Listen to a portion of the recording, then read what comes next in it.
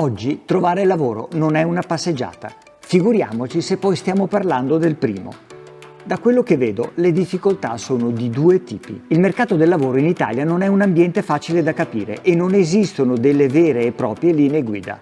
Parliamone. Una volta trovare lavoro era più facile. Si studiava, chi voleva si specializzava e si trovava un impiego inerente al proprio percorso accademico. La situazione oggi è nettamente diversa. Per capirci, il rapporto Alma Laurea 2022 dice che solamente il 68% degli studenti italiani trova davvero efficace il proprio percorso di studi in relazione alla propria occupazione. Non sono pochi, ma neanche tanti. Attenzione, con questo non voglio dire che non abbia più senso studiare, sia ben chiaro. Dico solo che la correlazione diretta tra studi accademici e posti di lavoro non è più così immediata. A parte chi studia medicina, che probabilmente farà il medico, per tutti gli altri credo che sia un errore pensare che esista un lavoro giusto in base alla laurea. Per farla facile, se tu hai studiato giurisprudenza non è detto che tu debba fare l'avvocato. O se sei laureato in filosofia non è obbligatorio fare il professore. La cosa giusta da fare, insomma, non è partire dal titolo di studio, ma dalle competenze. Bisogna chiedersi cosa mi ha insegnato questo percorso e come lo posso sfruttare.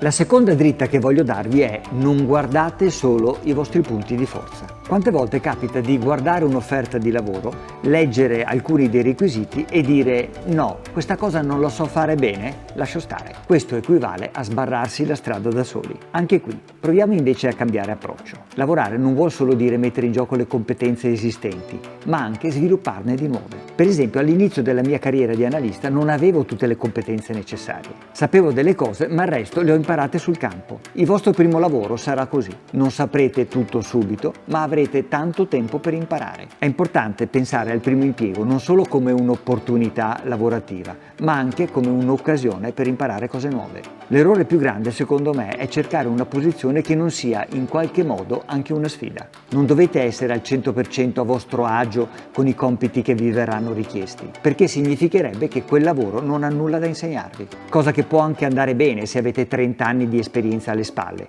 ma non se siete appena entrati nel mondo del lavoro. L'ultimo consiglio che vi do è: non pensate che questa sia la scelta più importante della vostra vita. Lo dico un po' anche per esperienza. Il mio primo lavoro infatti è durato 2 anni. Poi ho capito che non era la mia strada e ho deciso di cambiare. Nella maggior parte dei casi il primo lavoro è più simile a un esperimento che a una vera e propria scelta. E posso dire con una certa sicurezza che il vostro primo lavoro non sarà l'ultimo. C'è una frase di Bon Jovi che penso che sia perfetta per l'occasione: progetta il futuro, ma con una matita. Il primo lavoro mette le basi per quello che sarà il vostro percorso. Non si tratta però di un segno netto, ma di un leggero tratteggio, giusto per darci una direzione.